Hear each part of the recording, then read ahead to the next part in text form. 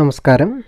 നമ്മൾ third semester BCom കോഓപ്പറേഷൻ്റെ second മൊഡ്യൂളാണ് ഡിസ്കസ് ചെയ്യാൻ പോകുന്നത്. ആ സെക്കൻഡ് മൊഡ്യൂളിൽ നമുക്ക് ഇത് 2 പാർട്ടായിട്ട് ചെയ്യാം എന്നാണ് വിചാരിക്കുന്നത്. അപ്പോൾ ആ ഫസ്റ്റ് പാർട്ട് നമുക്ക് 2 പാർട്ടായിട്ട് ചെയ്യുമ്പോൾ അത് ഒന്ന് cooperation and other economic system എന്ന് പറയുന്നൊരു പാർട്ടുണ്ട്. അതേപോലെ തന്നെ നമുക്ക് cooperation and other forms of business ഓർഗനൈസേഷനും ഉണ്ട്. അടുത്ത ആദ്യമായിട്ട് നമ്മൾ ഡിസ്കസ് ചെയ്യാൻ പോകുന്നത് കോഓപ്പറേഷൻ ആൻഡ് അതർ എക്കണോമിക് സിസ്റ്റത്തെക്കുറിച്ചിട്ടാണ് പറയുന്നത്. അപ്പോൾ ഈ അതർ എക്കണോമിക് സിസ്റ്റംസ് എന്ന് പറയുമ്പോൾ നമ്മൾ സാധാരണയായി പറയുന്നത് ക്യാപിറ്റലിസം, സോഷ്യലിസം, കമ്മ്യൂണിസം, അങ്ങനെ 3 കാര്യങ്ങളാണ് പറയുന്നത്. ഇതിപ്പോൾ നമുക്ക് പരീക്ഷയ്ക്ക് ചോദിക്കാൻ സാധ്യത എന്ന് പറയുന്നത് ആ 4 മാർക്കിൻ്റെ ഏരിയയിലാണിത് നമുക്ക് ചോദിക്കാൻ കേരള യൂണിവേഴ്സിറ്റിയുടെ ക്വസ്റ്റ്യൻ പ്രകാരം നമുക്കൊരു 4 മാർക്കിന് ചോദിക്കാനുള്ള സാധ്യതയാണുള്ളത്. ഇപ്പം കോഓപ്പറേഷനും ക്യാപിറ്റലിസവും തമ്മിൽ ഡിഫറൻഷ്യേറ്റ് ചെയ്യുക, അല്ലെങ്കിൽ കോഓപ്പറേഷനും സോഷ്യലിസവും തമ്മിൽ ഡിഫറൻഷ്യേറ്റ് ചെയ്യുക, കമ്മ്യൂണിസവും തമ്മിൽ ഡിഫറൻഷ്യേറ്റ് ചെയ്യുക, അങ്ങനെയൊക്കെ ഒരു 4 മാർക്കിൻ്റെ ഉള്ള ഏരിയ ആയിട്ട് ചോദിക്കാനാണ് സാധ്യത. എന്നിട്ട് നമ്മൾ ആദ്യമായി പറയുന്നത് കോഓപ്പറേഷൻ ആൻഡ് ക്യാപിറ്റലിസമാണ്. Cooperation and capitalism. അപ്പോൾ നമുക്കറിയാം എന്താണ് ക്യാപിറ്റലിസം എന്നുള്ളത്. നമ്മളിനിയിപ്പം എന്തായാലും കോഓപ്പറേഷനെ കുറിച്ച് ഡിസ്കസ് ചെയ്യുന്നില്ല, കാരണം കഴിഞ്ഞ ക്ലാസ്സിൽ നമ്മൾ കോഓപ്പറേഷനെ കുറിച്ചിട്ട് വളരെ വൈഡായിട്ട് തന്നെ ഡിസ്കസ് ചെയ്ത് വെച്ചിട്ടുണ്ട്. അപ്പോൾ നമ്മൾ പറയുന്നത് കോഓപ്പറേഷൻ ആൻഡ് ക്യാപിറ്റലിസത്തിനകത്ത് ക്യാപിറ്റലിസമാണ് നമ്മൾ പറഞ്ഞു പോകുന്നത്. പിന്നെ നമുക്ക് വേണമെങ്കിൽ കോഓപ്പറേഷനും ക്യാപിറ്റലിസവും തമ്മിലുള്ള ഡിഫറൻസ് ഒന്ന് പറഞ്ഞേക്കാം എന്നുള്ളതാണ്. അപ്പോൾ നമ്മൾ മനസ്സിലാക്കേണ്ടത് എന്താണ് ക്യാപിറ്റലിസം എന്നുള്ളതാണ്. എന്താണ് ക്യാപിറ്റലിസം? ക്യാപിറ്റലിസം എന്ന് പറയുന്നത് മുതലാളിത്ത വ്യവസ്ഥിതിയാണ് നമ്മൾ ക്യാപിറ്റലിസം കൊണ്ട് ഉദ്ദേശിക്കുന്നത്. എന്ന് വെച്ചാൽ ഇന്നെ capitalistic society individuals and businesses aims to earn profit with the production of their investment and labor in a free operating largely supply and demand എന്നുള്ളതാണ്. എന്ന് വെച്ചാൽ നമ്മളിപ്പോൾ പ്രൈവറ്റ് പാർട്ടീസ് അല്ലെങ്കിൽ ഇൻഡിവിജ്വൽസ് അവരെന്ത് ചെയ്യുന്നു? പ്രോഫിറ്റ് ഏൺ ചെയ്യാൻ വേണ്ടിയിട്ട് ബിസിനസ്സുകൾ തുടങ്ങുന്നു. അവിടെ നമ്മൾ വലിയ തോതിൽ പൈസ ഇൻവെസ്റ്റ് ചെയ്ത് ആളുകളെ കൊണ്ട് ജോലി എടുപ്പിച്ച് ഡിമാൻഡിനും സപ്ലൈക്കും ആനുപാതികമായിട്ട് പ്രൊഡക്ഷൻ നടത്തി ബിസിനസ്സുകൾ നടത്തുന്നതിനെയാണ് നമ്മൾ ഒരു ക്യാപിറ്റലിസ്റ്റിക് സൊസൈറ്റി എന്ന് പറയുന്നത്. അപ്പോൾ ഈ ക്യാപിറ്റലിസ്റ്റിക് സൊസൈറ്റി എന്ന് പറയുമ്പോൾ അവിടുത്തെ entire means of production and distribution of goods and services are vested in the hands of private individuals. അതാണ് ഏറ്റവും പ്രധാനപ്പെട്ട അതിൻ്റെ ഒരു എന്താണെന്ന് പറയുന്നത് ഒരു ഫീച്ചറായിട്ട് നമുക്ക് പറയാൻ കഴിയുന്നതെന്ന് വെച്ചാൽ entire means of production and distribution of goods and services are vested in the hands of private individuals. Private ഇൻഡിവിജ്വൽസിൻ്റെ കയ്യിലാണ് അവിടുത്തെ എൻറ്റയർ മീൻസ് ഓഫ് പ്രൊഡക്ഷനും അതേപോലെ ഡിസ്ട്രിബ്യൂഷൻ ഓഫ് ഗുഡ്സ് ആൻഡ് സർവീസസും ഇരിക്കുന്നത്. അപ്പോൾ അവിടെ വെച്ചാൽ അവിടെ എന്തില്ല? ഗവൺമെൻറ്റിൻ്റെ ഇൻ്റർവെൻഷൻസ് ഇല്ല എന്നുള്ളതാണ്. ഗവൺമെൻറ് ഇവരെ എന്ത് ചെയ്യുന്നില്ല, നിയന്ത്രിക്കുന്നില്ല, അല്ലെങ്കിൽ ഗവൺമെൻറ്റിൻ്റെ കൺട്രോളിലല്ല ഒരു ക്യാപിറ്റലിസ്റ്റിക് സൊസൈറ്റി മുന്നോട്ടേക്ക് പോകുന്നത്.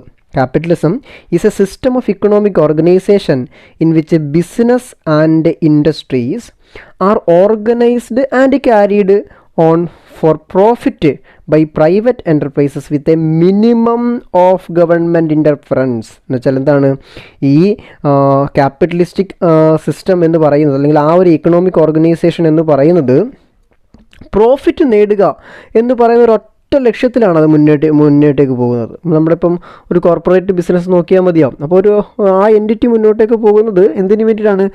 അത് ബിസിനസ് പ്രോഫിറ്റ് ഏൺ ചെയ്യുക എന്ന് പറയുന്ന ഒറ്റ ലക്ഷ്യത്തോടു കൂടിയാണ്. അപ്പം ഗവൺമെൻറ്റിൻ്റെ മിനിമം ഓഫ് ഇൻ്റർഫിയറൻസിൽ പ്രോഫിറ്റ് ഏൺ ചെയ്യുക എന്ന് പറയുന്ന ഒറ്റ ലക്ഷ്യത്തോടു കൂടി മുന്നോട്ടേക്ക് പോകുന്ന പ്രൈവറ്റ് എൻ്റർപ്രൈസസിൻ്റെ ഒരു എക്കണോമിക് സിസ്റ്റമാണ് നമ്മളെന്ത് വിളിക്കുക?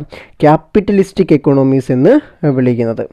The investors invest their capital for profit or gain. അത്രയേ ഉള്ളൂ. നമ്മൾ നേരത്തെ പറഞ്ഞു എന്താണ് ഈ ഇൻവെസ്റ്റേഴ്സ് ഒരു ബിസിനസ് ഓർഗനൈസേഷനിലേക്ക് അവിടുത്തെ ഇൻവെസ്റ്റേഴ്സ് ഫണ്ട് ഇൻവെസ്റ്റ് ചെയ്യുന്നത് എന്തിനു വേണ്ടി മാത്രമാണ്? പ്രോഫിറ്റ് നേടിയെടുക്കുക അല്ലെങ്കിൽ ഗെയിൻ ഉണ്ടാക്കുക എന്ന് പറയുന്ന ഒറ്റ ലക്ഷ്യത്തിലേക്കാണ്. The owners of the means of production such as a factory or a mill or a farm employ labourers and pay them wages എന്ന് വെച്ചാൽ അത് ഒരു ചുമ്മാ പറഞ്ഞേക്കാണ്. എന്താണ് ഈ ഓണേഴ്സ്, ഒരു ബിസിനസ് എൻ്റർപ്രൈസ് തുടങ്ങുന്ന ഒരാൾ എന്ന് പറയുന്നത്, അയാൾ അവിടെ ആളുകളെ ജോലിക്ക് വെക്കും. അല്ലെങ്കിൽ ജോലിക്ക് വെച്ചാലല്ലേ നമുക്ക് അവിടെ ആ ഒരു പ്രൊഡക്ഷൻ സാധ്യമാകത്തുള്ളൂ. അപ്പോൾ ആളുകളെ ജോലിക്ക് വെച്ചിട്ട് അവർ ജോലി എടുക്കുന്നതിനനുസരിച്ച് അവർക്ക് എന്ത് കൊടുക്കുന്നു? ശമ്പളം കൊടുക്കുന്നു, അല്ലെങ്കിൽ വേതനം കൊടുക്കുന്നു എന്നുള്ളതാണ്. അപ്പോൾ ഇതാണ് ക്യാപിറ്റലിസ്റ്റിക് എക്കോണമി.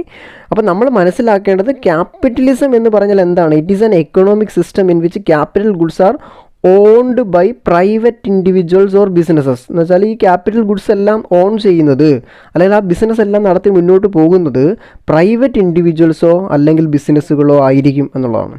അപ്പോൾ അത്തരം ഒരു സിസ്റ്റം ഓഫ് എക്കണോമിക് സിസ്റ്റത്തെയാണ് നമ്മൾ വിളിക്കുക ക്യാപിറ്റലിസ്റ്റിക് സൊസൈറ്റി അല്ലെങ്കിൽ ക്യാപിറ്റലിസം എന്ന് പറയുന്നത്.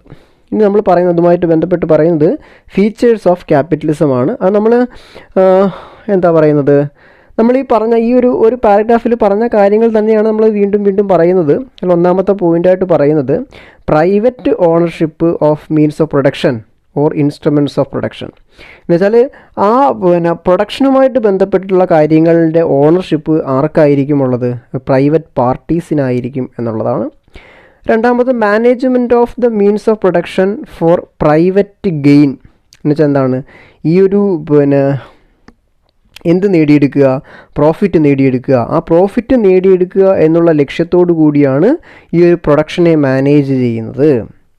മൂന്നാമത്തത് freedom of contract and enterprise. എന്ന് വെച്ചാൽ എന്താണ്? ഈ കോൺട്രാക്റ്റുകളിൽ ഏർപ്പെടാനും അങ്ങനെയുള്ള കാര്യങ്ങൾക്കൊക്കെ മാക്സിമം ഫ്രീഡം ആർക്കുണ്ട്? ഈ ക്യാപിറ്റലിസ്റ്റിക് സൊസൈറ്റിക്കുണ്ട്, അല്ലെങ്കിൽ ഈ മുതലാളി വർഗത്തിനുണ്ട് എന്നുള്ളതാണ്. Intervention of government in the economic matters. Economic മാറ്റേഴ്സുമായിട്ട് ബന്ധപ്പെട്ട് യാതൊരു തരത്തിലുള്ള ഇൻ്റർവെൻഷൻസും ഇടപെടലുകളും ആര് നടത്താറില്ല? ഗവൺമെൻറ് നടത്താറില്ല എന്നുള്ളതാണ്. അതേപോലെ exploitation of man by man എന്ന് വെച്ചാൽ ഈ ആളുകളെ മറ്റുള്ള ആളുകൾ എന്ത് ചെയ്യുന്നു? എക്സ്പ്ലോയിറ്റ് ചെയ്യുന്നു. അതിലൂടെയാണ് അവർ ആ പ്രോഫിറ്റ് അവിടെ നേടിയെടുക്കുന്നത് എന്നുള്ളതാണ്. അതേപോലെ അടുത്തത് competition in the market as a regulator of price and business activities. എന്ന് വെച്ചാൽ ഈ മാർക്കറ്റിൽ കോമ്പറ്റീഷൻ കൂടി വരുന്നതോടുകൂടി, ഇപ്പം കോമ്പറ്റീഷൻ കൂടുമ്പോഴും കോമ്പറ്റീഷൻ കുറയുമ്പോഴും അപ്പം അതിനനുസരിച്ച് പ്രൈസിൽ വേരിയേഷൻ ഉണ്ടാവും. ഒരു സാധനത്തിൻ്റെ പ്രൈസ് കൂടാനും പ്രൈസ് കുറയാനും ഒക്കെ കാരണമാകുന്നത് ആ മാർക്കറ്റിലെ കോമ്പറ്റീഷനുമായിട്ട് ബന്ധപ്പെട്ടിട്ടാണ് എന്ന് നമുക്ക് പറയാൻ പറ്റും. അപ്പോൾ അത്രയാണ് ക്യാപിറ്റലിസത്തിൻ്റെ ഫീച്ചേഴ്സ് എന്ന് പറയുക. അപ്പോൾ ഇവിടെ മനസ്സിലാക്കേണ്ടത് ഇതൊരു മുതലാളിത്ത സമ്പദ് വ്യവസ്ഥയെക്കുറിച്ചാണ് നമ്മൾ പറയുന്നത്. ക്യാപിറ്റലിസം എന്ന് പറയുമ്പോൾ അത് മുതലാളിത്ത സമ്പദ് വ്യവസ്ഥയാണ് കേട്ടോ. ഇനി നമ്മൾ പറയാൻ പോണത് അതിൻ്റെ ഡിഫറൻസ് ആണ്. അതിന് നമ്മളിവിടെ ഒരു ടേബിൾ കൊടുക്കുന്നുണ്ട്. അതിനകത്ത് ആദ്യമായിട്ട് പറയുന്ന പോയിൻ്റ് ഓഫ് ഡിഫറൻസസ് ആണ്. പിന്നെ ഫസ്റ്റ് കോളത്തിൽ കോഓപ്പറേഷൻ്റെയും രണ്ടാമത്തെ കോളത്തിൽ ക്യാപിറ്റലിസത്തിൻ്റെയും കാര്യങ്ങൾ പറയുന്നുണ്ട്. അതിൽ ഫസ്റ്റ് പോയിൻ്റ് ഓഫ് ഡിഫറൻസ് അല്ലെങ്കിൽ റീസൺ ഫോർ ദ ഡിഫറൻസ് എന്ന് പറയുന്നത് പർപ്പസ് ആണ്. ഇപ്പോൾ കോഓപ്പറേഷൻ്റെ പർപ്പസ് എന്താണ്, ക്യാപിറ്റലിസത്തിൻ്റെ പർപ്പസ് എന്താണ്, അങ്ങനെയാണ് നമ്മളത് പറഞ്ഞു പോകുന്നത്. അപ്പോൾ കോഓപ്പറേഷൻ്റെ പർപ്പസ് എന്ന് പറയുന്നത് എന്താണ്? നമുക്കറിയാമല്ലോ എന്താണ്. ഒരു കോഓപ്പറേറ്റീവ് സൊസൈറ്റിയിൽ അംഗങ്ങളായിട്ടുള്ള ആളുകളുടെ എക്കണോമിക് വെൽഫെയർ ആണ് ആരുടെ ലക്ഷ്യം? കോഓപ്പറേഷൻ്റെ ലക്ഷ്യം. എന്നാൽ ക്യാപിറ്റലിസത്തിൻ്റെ ലക്ഷ്യം എന്ന് പറയുന്നത് അവിടെ മാക്സിമം പ്രോഫിറ്റ് ഉണ്ടാക്കിയെടുക്കുക, അല്ലെങ്കിൽ ഷെയർ ഹോൾഡേഴ്സിന് മാക്സിമം എന്ത് കൊടുക്കുക? റിട്ടേൺ കൊടുക്കുക എന്നുള്ളതാണ്. അതാണ് ഇത് തമ്മിലുള്ള ഒന്നാമത്തെ ഡിഫറൻസ്. പിന്നെ ബേസിസ് ഓഫ് ഓർഗനൈസേഷൻ പറയുമ്പോൾ കോഓപ്പറേഷൻ എന്ന് വെച്ചാൽ അവിടുത്തെ ബേസ് ആരാണ്? ഇൻഡിവിജ്വൽ മെമ്പേഴ്സാണ്. പക്ഷേ ക്യാപിറ്റലിസത്തിൽ അത് മണിയോ അല്ലെങ്കിൽ ക്യാപിറ്റലിനെയോ പറയാം, ഷെയർ ക്യാപിറ്റലിനെയൊക്കെ നമുക്ക് അതിൻ്റെ ബേസ് ആയിട്ട് പറയാൻ പറ്റും. ഇനി മൂന്നാമത്തെ മെമ്പർഷിപ്പ് എന്ന് പറയുന്നത് എന്താണ്? ഈ മെമ്പർഷിപ്പ് കോഓപ്പറേഷൻ്റെ കാര്യത്തിൽ ഓപ്പൺ ആൻഡ് വോളണ്ടറി മെമ്പർഷിപ്പ് എന്നാണ് നമ്മൾ പഠിക്കുന്നത്. Open membership but with the restriction of share capital എന്ന് പറയുമ്പോൾ ഇപ്പോൾ ഇതിങ്ങനെ പഠിച്ചാൽ മതി. ഓപ്പൺ ആൻഡ് വോളണ്ടറി മെമ്പർഷിപ്പ് എന്നങ്ങ് പഠിച്ചു വെച്ചാൽ മതിയാവും. പിന്നെ ക്യാപിറ്റലിസം എന്ന് പറയുമ്പോൾ അത് ക്ലോസ്ഡ് ടൈപ്പാണ്. എന്നിട്ട് വിത്ത് റെസ്ട്രിക്റ്റഡ് സെയിൽ ഓഫ് ഷെയർസ് എന്ന് വെച്ചാൽ പറയുമ്പം ഇപ്പോൾ നമ്മൾ അത് ഈ authorised share capital, issued share capital, അങ്ങനെയുള്ള ആ ഒരു കാറ്റഗറി ഉണ്ടല്ലേ. അപ്പോൾ ആ ഇഷ്യൂഡ് ഷെയർ ക്യാപിറ്റലിന് ആനുപാതികമായിരിക്കും അവിടുത്തെ എന്ത് വരിക?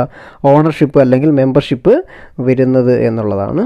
ഇനി അടുത്ത പോയിൻ്റ് ഓഫ് ഡിഫറൻസ് അഡ്മിനിസ്ട്രേഷൻ ആണ്. അഡ്മിനിസ്ട്രേഷൻ പറയുമ്പോൾ അത് ഡെമോക്രാറ്റിക് പ്രിൻസിപ്പിൾസിൻ്റെ അടിസ്ഥാനത്തിലാണ്. എന്ന് വെച്ചാൽ 1 man 1 vote പ്രിൻസിപ്പിൾസിൻ്റെ അടിസ്ഥാനത്തിലാണ് എന്ത് നടന്നു പോകുന്നത്, കോഓപ്പറേഷൻ്റെ അഡ്മിനിസ്ട്രേഷൻ നടന്നു പോകുന്നത്. എന്നാൽ ക്യാപിറ്റലിസത്തിൻ്റെ അഡ്മിനിസ്ട്രേഷൻ അങ്ങനെയല്ല.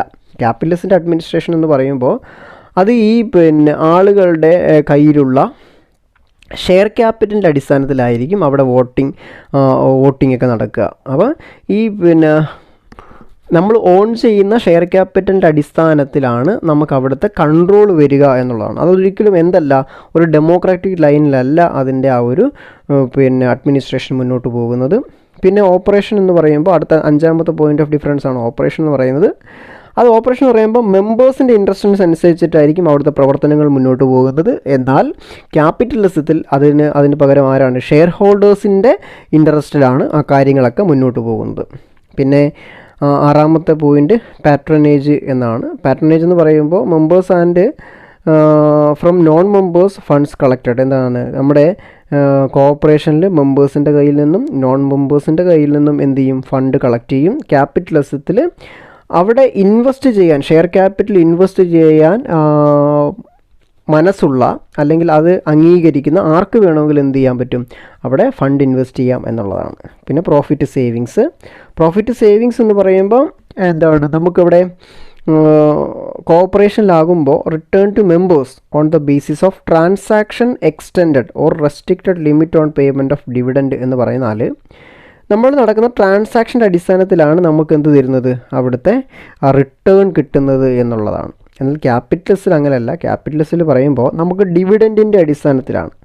ഡിവിഡൻറ്റ് എന്ന് പറയുമ്പോൾ ഇപ്പോൾ അറിയാമല്ലോ, ഇപ്പോൾ നമ്മൾ ഇക്വിറ്റി ഷെയർ ക്യാപിറ്റലോ അല്ലെങ്കിൽ പ്രിഫറൻസ് ഷെയർ ക്യാപിറ്റലോ ഒക്കെ വരുമ്പോൾ അതിന് കൊടുക്കുന്ന റിട്ടേണിനെയാണ് നമ്മൾ ഡിവിഡൻറ്റ് എന്ന് പറയുക. അപ്പം നമുക്ക് എത്ര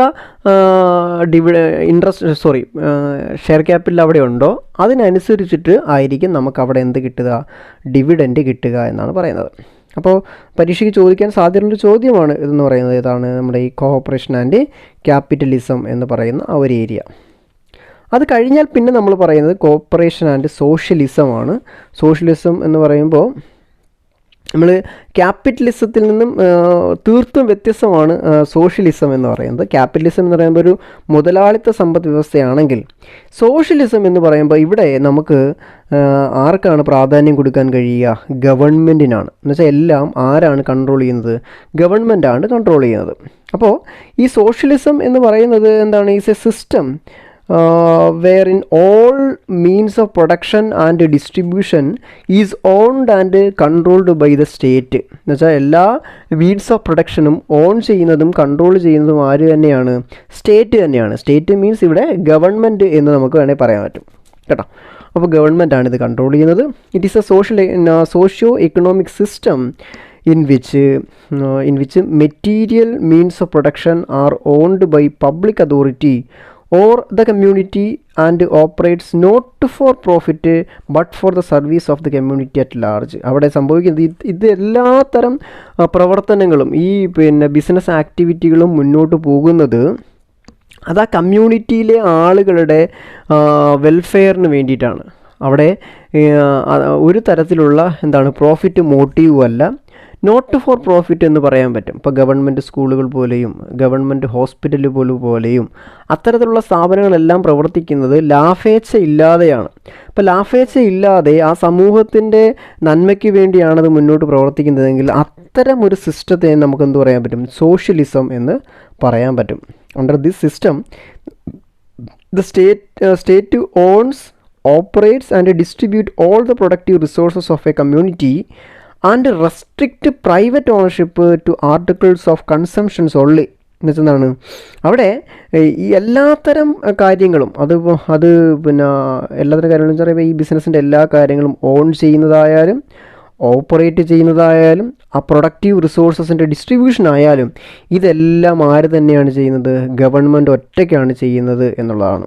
ഈ നമ്മുടെ പ്രൈവറ്റ് ഓണർഷിപ്പിനെന്ന് പറയുന്നത് അവർക്ക് എന്ത് മാത്രമേ ഉള്ളൂ, കൺസംഷൻ മാത്രമേ അവർക്ക് കൊടുക്കുന്നുള്ളൂ എന്ന് പറയാൻ കഴിയും. It also include reorganisation of economic society, a body of economic principles serving as a basis of social movement and a political movement aiming at the realization of socialistic state. എന്ന് പറയുമ്പോൾ എന്താണ് ഇത് ഈ ഒരു വ്യവസ്ഥിതി എന്ന് പറയുന്നത് നമ്മുടെ പിന്നെ നാട്ടിൽ എന്ത് കൊണ്ടുവരിക എന്നുള്ളതാണ്. ഒരു സോഷ്യൽ മൂവ്മെൻറ്റ് അല്ലെങ്കിൽ ഒരു പൊളിറ്റിക്കൽ മൂവ്മെൻറ്റ് കൊണ്ടുവരിക എന്നുള്ളതാണ്. വെച്ചാൽ നമുക്കൊരു സോഷ്യലിസ്റ്റിക് സ്റ്റേറ്റ് കൊണ്ടുവരാൻ വേണ്ടിയിട്ട് ഒരു എക്കണോമിക് പ്രിൻസിപ്പിൾസ് എന്തിൻ്റെ ഉന്നമനത്തിന് വേണ്ടിയിട്ട്, നമ്മുടെ സൊസൈറ്റിയുടെ ഒരു വെൽഫെയറിന് വേണ്ടിയിട്ട് കൊണ്ടുവരിക എന്നുള്ളതാണ്. അപ്പോൾ അവിടെ ഒരു മുതലാളിത്ത സമ്പദ് വ്യവസ്ഥയെ പൂർണ്ണമാക്കി ഒഴിവാക്കി നിർത്തിക്കൊണ്ട് അത്തരം കാര്യങ്ങളെല്ലാം ആര് തന്നെ ചെയ്യുന്നു? സ്റ്റേറ്റ് ഒറ്റയ്ക്ക് ചെയ്യുന്നു, അല്ലെങ്കിൽ ഗവൺമെൻറ് സ്വന്തമായി ഏറ്റെടുത്ത് നടപ്പിലാക്കുന്നു എന്നുള്ളതാണ്. അപ്പോൾ അവിടെ കൂടുതൽ കാര്യങ്ങൾ ഈ മീൻസ് ഓഫ് പ്രൊഡക്ഷൻ ആയാലും, അല്ലെങ്കിൽ ഒരു സ്റ്റേറ്റിൻ്റെ അല്ലെങ്കിൽ ഒരു രാജ്യത്തിൻ്റെ എല്ലാത്തരം പ്രൊഡക്ഷൻ ആക്ടിവിറ്റീസും കൈകാര്യം ചെയ്യുന്നത് ആ സ്റ്റേറ്റ് തന്നെയാണ്, അല്ലെങ്കിൽ ആ രാജ്യം തന്നെയാണ് എന്ന് അങ്ങനെയാണെങ്കിൽ അതെന്താണെന്ന് നമുക്ക് പറയാൻ പറ്റും? ഒരു സോഷ്യലിസ്റ്റിക് എക്കോണമിയാണെന്ന് പറയാൻ കഴിയും എന്നുള്ളതാണ് കേട്ടോ. ഒറ്റ വാക്കിൽ നമുക്കിങ്ങനെ പറയാം, socialism is when the government owns and controls productive enterprises. എന്നുവെച്ചാൽ ഒരു രാജ്യത്തിൻ്റെ എല്ലാത്തരം പ്രൊഡക്റ്റീവ് എൻ്റർപ്രൈസുകളും അത് ഓൺ ചെയ്യുന്നതും അതേപോലെ കൺട്രോൾ ചെയ്യുന്നതും ആ ഗവൺമെൻറ് തന്നെയാണെങ്കിൽ അതെന്താണ്? സോഷ്യലിസമാണ് എന്ന് നമുക്ക് പറയാൻ കഴിയും. അടുത്തായിട്ട് നമ്മൾ പറയുന്നത് അതിൻ്റെ ഫീച്ചേഴ്സാണ് പറയുന്നത്. ഫീച്ചേഴ്സ് പറയുന്നത് വെച്ചാൽ state alone have the power to organise and conduct production. അത് നമ്മൾ പറഞ്ഞു കഴിഞ്ഞു. എന്താണ്? സ്റ്റേറ്റ് തന്നെയാണ് അവിടെ പ്രൊഡക്ഷൻ കണ്ടക്ട് ചെയ്യുന്നതും ഓർഗനൈസ് ചെയ്യുന്നതുമെല്ലാം. Nationalisation of all means or instrument of production. എന്താണ്? നാഷണലൈസേഷനാണ്. എല്ലാത്തരം മീൻസ് അല്ലെങ്കിൽ ഇൻസ്ട്രുമെൻറ്റ്സ് ഓഫ് പ്രൊഡക്ഷനും അത് എന്ത് ചെയ്യുന്നു? നാഷണലൈസ് ചെയ്യാന്ന് വെച്ചാൽ അത് രാജ്യത്തിൻ്റെ സ്വത്തായി മാറ്റിയെടുക്കുക, അല്ലെങ്കിൽ ആ ഗവൺമെൻറ്റിൻ്റെ കൺട്രോളിലേക്ക് മാറ്റുക എന്നുള്ളതാണ് ഈ നാഷണലൈസേഷൻ കൊണ്ട്. നമ്മൾ നാഷണലൈസേഷൻ ഓഫ് ബാങ്ക്സ് ഒക്കെ പഠിച്ചിട്ടുള്ളതാണ്. അതേപോലെ controlling boards would be established in each industry and the state would pay wages fixed by such boards. എന്ന് വെച്ചാൽ എല്ലാത്തരം കാര്യങ്ങളെയും നിയന്ത്രിക്കാൻ വേണ്ടിയിട്ട് കൺട്രോളിംഗ് ബോർഡുകളെ എസ്റ്റാബ്ലിഷ് ചെയ്യുകയും ആ കൺട്രോളിംഗ് ബോർഡുകൾക്ക് അത്യാവശ്യം വേണ്ടുന്ന സാലറി എത്രയാണെന്ന് വെച്ചാൽ അത് ഫിക്സ് ചെയ്ത് കൊടുക്കുകയും ചെയ്യുന്നുണ്ട്. മൂന്നാമത്, state would provide work for everybody. ആ രാജ്യത്തിലെ ഗവൺമെൻറ് എല്ലാവർക്കും തൊഴിൽ കൊടുക്കുന്നു എന്നുള്ളതാണ്. Private ownership of means of production is prohibited. അത് നമ്മൾ പറഞ്ഞു. ഇതെന്താണ്? ഇത് ഒരു മുതലാളിത്ത സമ്പദ് വ്യവസ്ഥയല്ല. അപ്പോൾ അത്തരം ഓണർഷിപ്പിനെ മുഴുവൻ എന്ത് ചെയ്തിട്ടുണ്ട്? പ്രൊഹിബിറ്റ് ചെയ്തിട്ടുണ്ട്. പിന്നെ each individual is assured a fixed income. എല്ലാ ഇൻഡിവിജ്വൽക്കും എന്തുണ്ടാവും? ഒരു വരുമാനം ഫിക്സ് ചെയ്തിട്ടുണ്ടാവും. പിന്നെ the entire surplus or profit belongs to state. ഇനിയിപ്പോൾ എത്ര തന്നെ ലാഭം ഉണ്ടായാലും ആ ലാഭം എല്ലാം പോകുന്നത് എങ്ങോട്ടേക്കാണ്? ഗവൺമെൻറ്റിലേക്കാണ്. There is no difference or class struggle. ഈ ആളുകൾക്കിടയിൽ അല്ലെങ്കിൽ ഈ ജാതി വിവേചനമോ അതേപോലെ ക്ലാസ് കോൺഫ്ലിക്റ്റ് എന്ന് വെച്ചാൽ upper class, middle class, lower class എന്ന് പറഞ്ഞാൽ ആ ക്ലാസ് കോൺഫ്ലിക്റ്റുകളോ ഒന്നും എവിടെയില്ല? ഈ സോഷ്യലിസ്റ്റിക് എക്കോണമിയിൽ ഇല്ല. അതേപോലെ തന്നെ അവിടെ എന്തുണ്ടാവും? ഒരു ബാലൻസ്ഡ് ഇക്കണോമിക് ഡെവലപ്മെൻറ്റും ഉണ്ടാകും എന്ന് നമുക്ക് പറയാൻ പറ്റും. ഇത്രയാണ് ഒരു സോഷ്യലിസ്റ്റിക് എക്കോണമിക്കുമായിട്ട് നമുക്ക് പറയാൻ കഴിയുന്ന കാര്യം. ഇനി അത് കഴിഞ്ഞാൽ പിന്നെ വരുന്ന ടോപ്പിക്ക് എന്ന് പറയുന്നത് കോ ഓപ്പറേഷൻ ആൻഡ് കമ്മ്യൂണിസം എന്ന് പറയുന്ന ടോപ്പിക്കാണ്. അപ്പോൾ കമ്മ്യൂണിസം എന്ന് പറയുമ്പോൾ എന്താണ് കമ്മ്യൂണിസം? ഈ ഒരു തരത്തിൽ പറഞ്ഞാൽ ഈ സോഷ്യലിസവും കമ്മ്യൂണിസവും എന്ന് പറയുന്നത് ഒരു നാണയത്തിൻ്റെ രണ്ട് വശങ്ങൾ പോലെ ഉണ്ടാകും എന്നാണെങ്കിൽ പോലും കമ്മ്യൂണിസം എന്ന് പറയുന്നത് ഇച്ചിരിയുടെ വയലൻ്റാണ്. സോഷ്യലിസത്തെ പോലെ അത്ര സമാധാനപരമായിട്ടുള്ള കാര്യങ്ങളല്ല കമ്മ്യൂണിസം എന്ന് പറയുമ്പോൾ ഒരിച്ചിലൂടെ വയലൻ്റാണ് എന്ന് വേണമെങ്കിൽ നമുക്ക് പറഞ്ഞു വെക്കാം. ഇപ്പോൾ ഈ കമ്മ്യൂണിസം നിലവിൽ വന്നത് നമ്മുടെ പഴയ എവിടെയാണെന്ന് പറയാൻ പറ്റും? പഴയ സോവിയറ്റ് യൂണിയനിലാണെന്ന് പറയാൻ പറ്റും. ഇപ്പോഴത്തെ റഷ്യ എന്ന് വേണമെങ്കിൽ നമുക്ക് പറയാൻ പറ്റും. ഈ റഷ്യ എന്ന് പറയുമ്പോൾ റഷ്യയുടെ കൂട്ടത്തിൽ കുറേ യൂണിയനുകളുണ്ടായിരുന്നു. കുറേ യൂണിയനുകൾ ഇപ്പോഴത്തെ ചില സ്വതന്ത്ര രാജ്യങ്ങൾ പണ്ട് റഷ്യയുടെ ഭാഗമായിരുന്നു, ആ യൂണിയനിലായിരുന്നു. അപ്പോൾ ആ ഒരു വലിയ കൺട്രിയെ നമുക്ക് എന്ത് പറയാൻ പറ്റും? സോവിയറ്റ് യൂണിയൻ എന്ന് പറയാൻ പറ്റും. പക്ഷേ ഇപ്പോൾ അത് സോവിയറ്റ് യൂണിയൻ അല്ല. അവിടെ ഉണ്ടായി വന്നിട്ടുള്ള ഒരു ഫിലോസഫിയാണ് നമുക്ക് അതിനെ മാർക്സിയൻ ഫിലോസഫി എന്നാണ് പറയുന്നത്. കാറൽ മാർക്സ് എന്നും എംഗൽസ് എന്നൊക്കെ കേട്ടിട്ടുണ്ടല്ലോ. അപ്പോൾ ആ ഒരു മാർക്സിയൻ ഫിലോസഫിയാണ് ഇതെന്ന് പറയുന്നത് ഈ കമ്മ്യൂണിസം എന്ന് പറയുക. ഈ കാറൽ മാർക്സും എംഗൽസും കൂടെ ചേർന്നിട്ട് 1848 ഒരു ബുക്ക് പബ്ലിഷ് ചെയ്തിട്ടുണ്ട്. ആ പബ്ലിഷ് ചെയ്ത ബുക്കിൻ്റെ പേരാണ് കമ്മ്യൂണിസ്റ്റ് മാനിഫെസ്റ്റോ എന്ന് പറയുക. ആ കമ്മ്യൂണിസ്റ്റ് മാനിഫെസ്റ്റോ എന്ന് പറയുന്ന ബുക്കിലൂടെ വന്നിട്ടുള്ള ഒരു ഐഡിയ മാത്രമാണ് ഇതെന്ന് പറയുന്നത് കമ്മ്യൂണിസം എന്ന് പറയുന്നത്. അപ്പോൾ ഈ കമ്മ്യൂണിസം എന്ന് പറയുന്നത് communism is A form of socialism എന്ന് നമുക്ക് വേണമെങ്കിൽ പറയാൻ പറ്റും. കമ്മ്യൂണിസം എന്ന് പറയുന്നത് സോഷ്യലിസത്തിൻ്റെ മറ്റൊരു വകഭേദമാണ് എന്ന് നമുക്ക് പറയാൻ പറ്റും. It is followed in the erstwhile of Soviet യൂണിയനിലൊക്കെയാണ് ഇത് നിലവിൽ വന്നത് എന്ന് പറയുന്നു.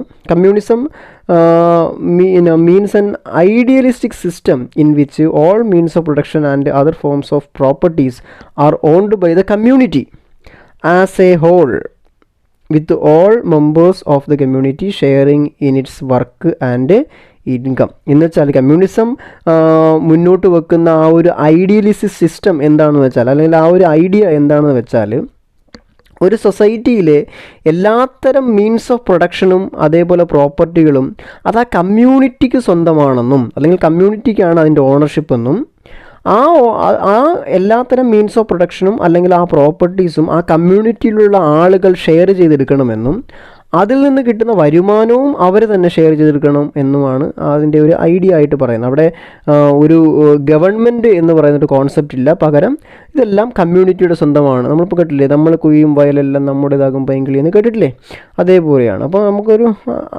അങ്ങനെ ഐഡിയ അങ്ങനെയാണ് പോകുന്നത്. അപ്പം peoples are supposed to work according to their capacities and get according to their needs. അപ്പോൾ ജനങ്ങൾ അവരുടെ കപ്പാസിറ്റിക്ക് അനുസരിച്ച് വർക്ക് ചെയ്യുന്നു, അവരുടെ ആഫീസിനനുസരിച്ച് അവർക്ക് എന്ത് കിട്ടുന്നു? വരുമാനം കിട്ടുന്നു.